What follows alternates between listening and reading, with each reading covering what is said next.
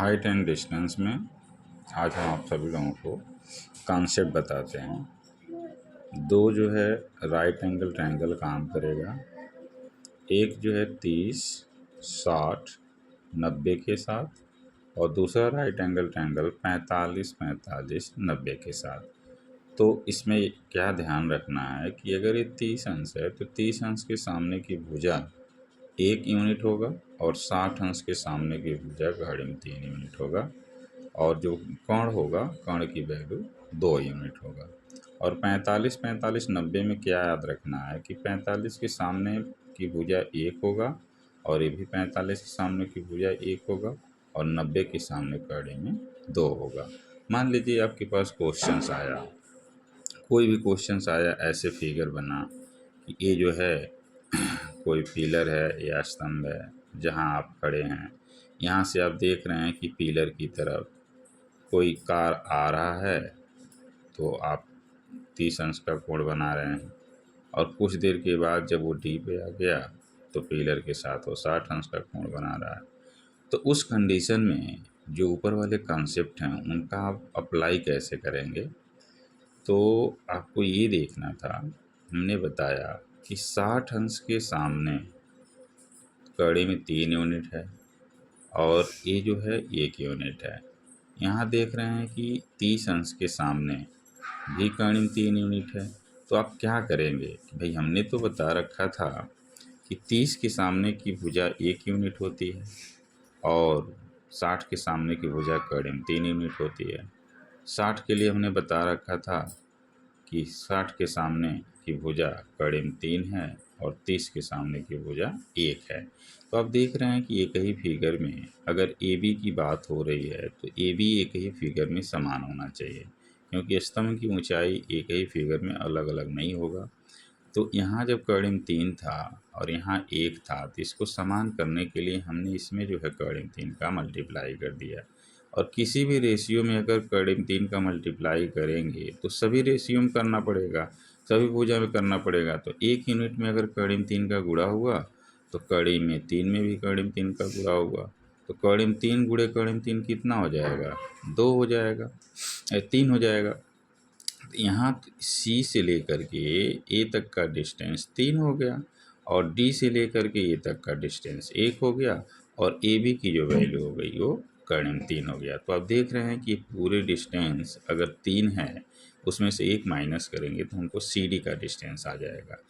तो हम कहें भाई आपको कंपटीशन अगर निकालना है तो इस फिगर को अगर ध्यान में रखते हैं तो आपको जब भी 30-60 के साथ इस प्रकार का कोई फिगर आएगा तो स्तंभ की ऊंचाई कड़ी में 3 यूनिट और डी ए दूरी निकालना हो तो 1 यूनिट और सी डी दूरी निकालना हो तो 2 यूनिट। दूसरा फिगर किस प्रकार का बन सकता है भाई? हमेशा तो 60 और 30 रहेगा नहीं।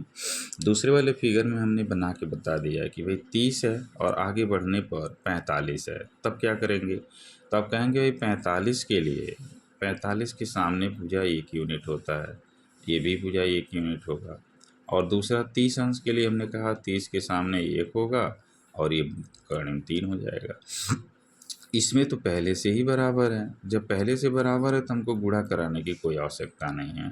अब क्या हुआ कि अगर सी से ए तक का डिस्टेंस कड़ी में 3 है और डी से ए तक का डिस्टेंस 1 है तो बचा हुआ डिस्टेंस कितना होगा? कड़ी में 3 माइनस 1 होगा। मतलब इस प्रकार का कोई फिगर आ रहा है तो आप इसको ऐसे समझ सकते हैं, 1 कड़ी में 3 माइनस 1, 1 और कड़ी में 3 माइनस 1। और हम आपको कॉन्सेप्ट बता देते हैं कि मान लीजिए कि 30 45 और 60 के साथ आ जाए। तो जब 45 और 60 के साथ आएगा तो हमने ये फिगर बना के सेम फिगर बना दिया है। तो अब 45 और 60 के साथ आप देखिए तो 60 के सामने की भुजा कड़ी में 3 है, डी ए की लंबाई 1 है, 45 के सामने की भुजा 1 है, सी ए भी 1 है। हमने देखा कि स्तंभ की ऊंचाई तो सब जगह बराबर होता है। जब स्तंभ की ऊंचाई बराबर होता है तो कड़ी में 3 यहाँ भी हो जाएगा। इसमें हम कड़ी में 3 का गुणा करेंगे, यहाँ गुणा करेंगे तो इसमें भी करना पड़ेगा। अब ए बी की लंबाई कड़ी में 3 यूनिट यहाँ भी हो गया, ए बी की लंबाई कड़ी में 3 यूनिट यहाँ भी हो गया। अब आप कहेंगे सी से लेकर के ए तक का डिस्टेंस अगर कड़ी में 3 है उसमें से 1 माइनस करेंगे तो बचा हुआ डिस्टेंस आ जाएगा कड़ी में 3 माइनस 1। तो ये कॉन्सेप्ट है। अगर आपको कॉन्सेप्ट समझ में आ गया हो, नहीं भी आया हो तो बार बार उसको रिपीट करें। जब कॉन्सेप्ट समझ में आएगा उसके बाद देखिएगा ऊंचाई और दूरी के क्वेश्चन कैसे चुटकियों में लेकर के सॉल्व होंगे। ये एक ऐसा क्वेश्चन है, ये थोड़ा सा हायर लेवल है एसएससी में, जैसे मेंस वगैरह आप जो बच्चे देते हैं उनके लिए है, कि एक फिगर बनाया गया है कि ए बी है, ए बी के बीच के भाग को 3 भागों में डिवाइड किया गया है और ज़मीन से सी तक की दूरी ए और ज़मीन से डी तक की दूरी बी और ज़मीन से बी तक की दूरी को सी कहा गया है। और एंगल क्या है, एंगल पहले अल्फ़ा बनाया गया और डी को देखते समय बीटा बनाया गया और बी को देखते समय गामा बनाया गया।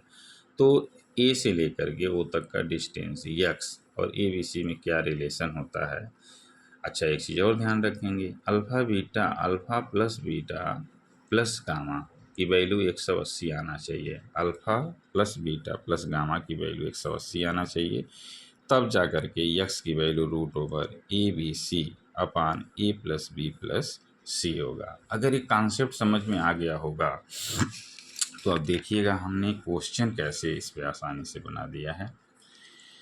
सवाल है, क्या है सवाल भाई, देखिए आपसे कहा गया कि सीधी सड़क पर चल रहा व्यक्ति देखता है 1 किलोमीटर की दूरी पर 2 बिंदुओं पर उस व्यक्ति के सामने एक खंभे पर 30 अंश और 75 अंश के दो उन्नयन कोण बनते हैं, तो खंभे की ऊंचाई बताइए। ये क्वेश्चन थोड़ा सा इम्पोर्टेंट इसलिए हो गया, ये देखिए ज़रा, ये 75 अंश का कोण बना और ये 30 अंश का कोण बना। पहले देख रहा था सी से तो 30 अंश का कोण बन रहा था, बाद में जब वो डी पे पहुंचा तो 75 अंश का कोण बना। अब समस्या ये हो गई कि हमने तो ऐसा बताया नहीं था। अब 10 75 की अगर बात किया जाए तो 10 75 की बात किया जाए तो कड़िम 3 प्लस 1 बट्टे कड़िम 3 माइनस 1 होता है, यही 10 75 की वैल्यू होती है। तो उसी को हमने बना दिया कि हाइट जो है कड़िम 3 प्लस 1 यूनिट होगा और डी से ए तक की दूरी कड़िम 3 माइनस 1 होगा। अब क्या होगा कि भाई ए जो है 30 अंश के साथ जब जाएंगे तो 30 अंश के लिए तो इसकी वैल्यू 1 होती है और ये वैल्यू कड़िम 3 होता है। तो हमने जो है इसमें कड़िम 3 प्लस 1 का मल्टीप्लाई कर दिया जिससे कि दोनों में हाइट समान हो जाए। तो जब हाइट समान हो गया तो अब देखिए क्वेश्चन क्या बना, इसका मल्टीप्लाई देख लीजिए कि कड़िम 3 और कड़िम 3 का मल्टीप्लाई करेंगे तो 3 हो जाएगा और प्लस कड़िम 3 आ जाएगा।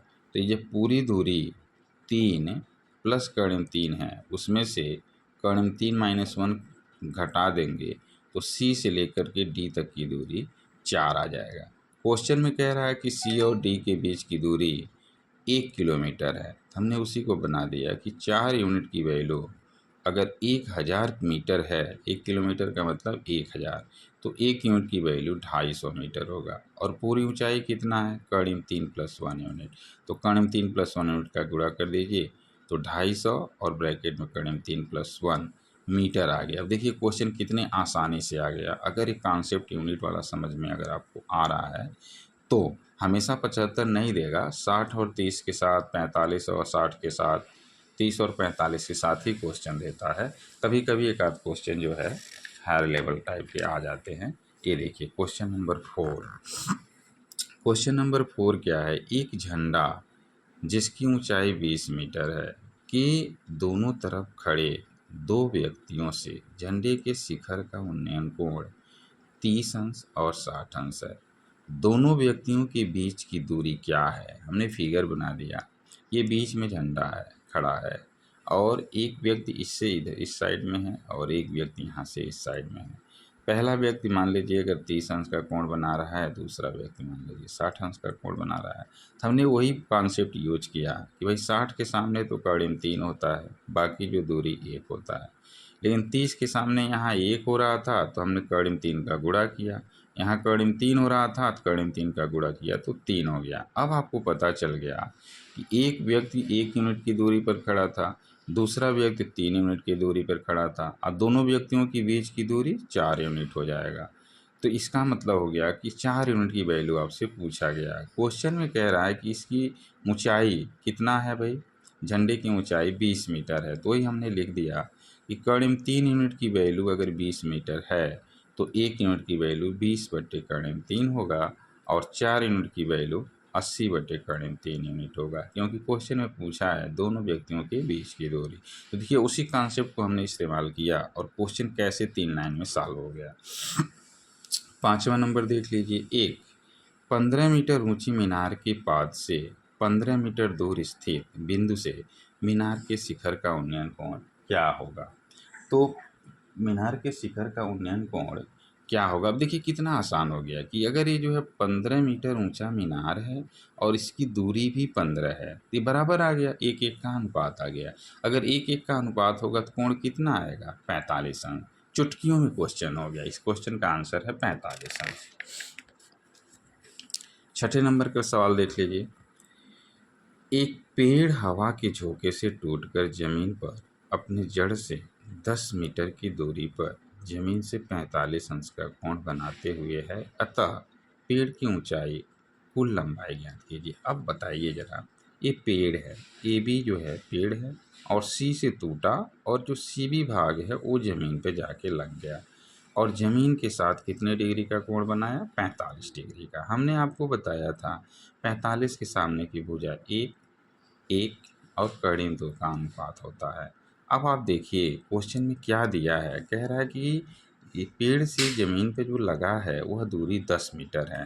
तो आप कहेंगे 1 यूनिट की दूरी 10 मीटर है और पूरे पेड़ की ऊंचाई कितना हो जाएगा।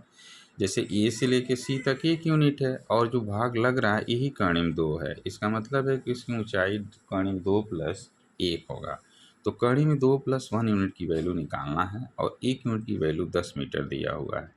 तो इसमें 2 प्लस 1 का गुणा कर दीजिए तो 10 ब्रैकेट 2 प्लस 1 मीटर हो जाएगा। इस क्वेश्चन का भी सलूशन आ गया। 7वें नंबर पर देखिए, उस समय सूर्य का उन्नयन कोण क्या होगा जब पेड़ की परछाई की लंबाई उसके वास्तविक लंबाई का कर्णिम 3 गुना होगा। कितना आसान सवाल जो है पूछा गया है। सूर्य का उन्नयन कोण क्या होगा जब पेड़ की परछाई उसकी लंबाई का कर्णिम 3 गुना होगा। तो हमने क्या किया, पेड़ की लंबाई को 1 रखा और इसमें कर्णिम 3 का गुणा कर दिया, ये इसकी परछाई हो गया। अब आपको पता चल गया कि 1 और कर्णिम 3 के साथ जो अनुपात होता है वो क्या होता है, 30 होता है। 30 के सामने 1 हो जाएगा और ये 60 अंश है, 60 के सामने कर्णिम 3 हो जाएगा। आपके क्वेश्चन सॉल्व हो गए। फिगर बनते ही क्वेश्चन सॉल्व हो गया। थीटा की वैल्यू कितना आ गया, 30 डिग्री। क्वेश्चन नंबर 8 देखेंगे कि 100 मीटर ऊंचे स्तंभ पर एक आदमी है, वह नीचे स्तंभ की तरफ आती हुई कार को देखता है। उसका अवनमन कोण 30 अंश है। कुछ देर बाद वह फिर देखता है और अवनमन कोण 60 अंश है। तो कार द्वारा चली गई दूरी बताइए। ये आदमी यहाँ पर बैठा है, ये जो है स्तंभ है, यहाँ से सी प्रकार को देख रहा है तो अनुमान कोण 30 अंश का बन रहा है और जैसे ही कुछ देर के बाद ये डी पर आया तो अनुमान कोण कितना है, 60 डिग्री बन गया। तो कहने के लिए अनुमान कोण ऊपर से बन रहा है लेकिन एकांतर कोण से वो नीचे आ जाता है। अब देखिए 30-60 की वैल्यू आ गई। हमने बताया था कि 60 के लिए सामने की भुजा कर्णिम 3 होता है और 1 होता है और जैसे ही 30 के लिए आप बनाएंगे तो यहाँ क्या आ जाएगा, कर्णिम 3 का गुणा करेंगे तो सी से लेकर के ये तक की दूरी 3 हो जाएगा। तो 3 में से 1 निकालेंगे तो 2 हो जाएगा। अब फिगर कई बार हम बना चुके हैं इसलिए हमने डायरेक्ट, हमको पता था तो हम डायरेक्ट ले दिए। कर्णिम 3 1 और 2 का अनुपात आता है जब फिगर 30-60 के साथ बनता है। क्वेश्चन में गिवन क्या है उसको आप देख लीजिए। तो ऊंचाई गिवन है, कर्णिम 3 गिवन है। कर्णिम 3 यूनिट की वैल्यू 100 मीटर है तो 1 यूनिट की वैल्यू 100/कर्णिम 3 हो जाएगा। पूछा क्या है, चली गई दूरी, तो सी से डी तक पहुंचा है 2 यूनिट, तो 2 यूनिट की वैल्यू कितना होगा, इसी में 2 का गुणा कर दीजिए तो 200/कर्णिम 3 मीटर। 8 क्वेश्चन हो गए। 9वां सवाल, एक 50 मीटर ऊंचे स्तंभ पर एक झंडा लगा है। यदि झंडे के उच्चतम बिंदु का अवनमन कोण उच्चतम बिंदु का उन्नयन कोण एक ऐसे बिंदु से जो स्तंभ की ऊंचाई के बराबर दूरी पर है 75 अंश है, तो झंडे की ऊंचाई बताइए। तो मैंने क्या किया, ये स्तंभ बना लिया। ए भी एक स्तंभ है जिसकी दूरी 50 है और यहाँ से 50 मीटर दूर है, वहाँ से वो देख रहा है तो 75 अंश का उन्नयन कोण बना रहा। अब जरा आप बताओ, ये 75 है, ये 50 है, ये 50 है, तो यहाँ कितना बन जाएगा 45 बन जाएगा, ठीक है। लेकिन उसकी कोई आवश्यकता नहीं है। 1075 की वैल्यू आप देखो, 1075 की वैल्यू कितना होता है, कड़िम 3 + 1 बटे कड़िम 3 - 1। तो क्वेश्चन में गिवन क्या है वो देखना है। तो कड़िम 3 - 1 हम लोगों का है, और क्वेश्चन में कह रहा है कि डी से ए तक की दूरी 50 है। हमने वही लिख दिया है कि कड़िम 3 - 1 यूनिट की दूरी अगर 50 मीटर है तो 1 यूनिट की दूरी निकाल दो, तो कड़िम 3 - 1 से भाग पड़ जाएगा। और कड़ी में 3 - 1 से जब भाग पड़ेगा तो उसको हमने रेशनलाइज करा लिया, तो कड़ी में 3 + 1 से नीचे ऊपर गुणा कर दिया, तो ऊपर कड़ी में 3 + 1 हो गया, नीचे वर्गांतर का सूत्र हुआ, तो 3 - 1 2 आ गया। अब 2 से 50 को काट दीजिए, 25 हो जाएगा। 1 यूनिट की वैल्यू हम निकाल दिए। अब पूरी जो है ऊंचाई की बात किया जाए तो कड़ी में 3 + 1 है, कड़ी में 3 + 1 यूनिट का निकालना होगा, तो 25 ब्रैकेट में कितना आ गया,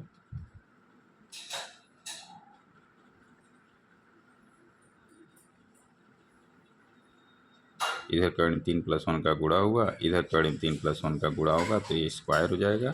और a + b का होल स्क्वायर जब ब्रेक करेंगे तो a² + b² + 2ab आएगा, तो 4 + 2 कड़ी 3 आ जाएगा।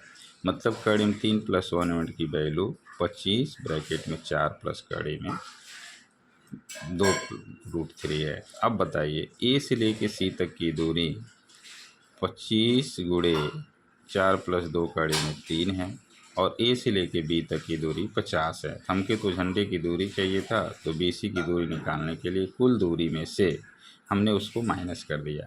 25 चौका 100, 25 गुना 50, 100 + 50 करने में 3 -50, 100 - 50 कितना होता है 50, और 50 करें 3। अब इसमें 50 कॉमन ले लेंगे, करें 3 + 1 इसका आंसर हो जाएगा। इस प्रकार से ऊंचाई और दूरी के क्वेश्चन चुटकियों में आप बना सकते हैं। हमने कॉन्सेप्ट बताया, और कॉन्सेप्ट बताने के बाद 9 क्वेश्चन लिया जो बोर्ड में पूछे गए थे, उनके एग्जाम्पल्स लिए और आपको समझाने का हमने प्रयास किया। अभी तक हम शॉर्ट वीडियो बना रहे थे, लेकिन कल से यूट्यूब ने उस पर बैन कर दिया कि एक दिन में आप 5 से 10 वीडियो ही डाल सकते हैं, शॉर्ट वीडियो। तो उससे जो है क्या हो रहा है कि मैक्सिमम जो है रीच लिमिट क्रिएट हो गया। तो अब मुझे मेरी मजबूरी हो गया कि हम एक वीडियो, चूँकि 5 ही वीडियो डालना है, तो अगर एक वीडियो में 10 क्वेश्चन डालते हैं तो 5 वीडियो में हम 50 क्वेश्चन डाल सकेंगे। अगर 50 क्वेश्चन हम यूट्यूब पर डालने में सफल रहते हैं तो आप सोचिए आपका कितना बेनिफिट होगा। ये यूट्यूब पर आप सभी लोगों के लिए कि हमारी तरफ से एक छोटा सा प्रयास है। उम्मीद है कि आप लोगों को समझ में आ रहा होगा। बार बार इसको रिपीट करें, देखें और प्रैक्टिस करें। अगर आपको समझ में चीज़ें आ रही हैं तो आप इसे लाइक, शेयर और कमेंट करने से ना डरें। लाइक करते रहें, शेयर करते रहें, कमेंट करते रहें। ऐसा कभी ना सोचें कि आपका कोई दोस्त इसको देखेगा, जानेगा, सीखेगा तो फिर वो आपसे आगे निकल जाएगा और आप पीछे रह जाएंगे। ऐसा कुछ नहीं होता है कि 200 का पेपर है तो आप भी 200 लाओ, आपका दोस्त भी 200 लाओ, दोनों मिल कर के 2-200 लाओ। कंपटीशन नहीं, एक सहयोग कीजिए एक दूसरे का, और बार बार रिपीट करें, देखते रहें। कोई भी दिक्कत है, परेशानी है, क्या कोई क्वेश्चन आपके दिमाग में आता है कि सर आपके इस मेथड से हमने सॉल्व किया तो सिर्फ आपके द्वारा दिए गए क्वेश्चन सॉल्व हो रहे हैं, हमारे किताब का तो क्वेश्चन सॉल्व नहीं हुआ, उसे आप कमेंट में लिख दें या हमारे व्हाट्सएप नंबर पर भेज दें। मैं उसको अगले वीडियो में बना के डाल दूँगा। धन्यवाद।